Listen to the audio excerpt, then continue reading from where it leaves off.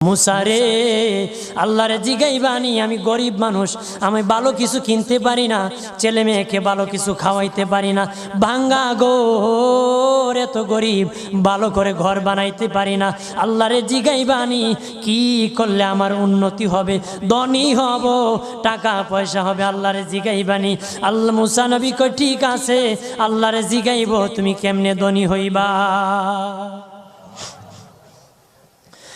আল্লাহ নবী মুসা নবী তিন রাস্তার মোড়ে যা দেখে একটা লোক বসে আছে, তার দুই হাত নাই, দুই পা নাই, দুই হাত নাই, দুই পা নাই।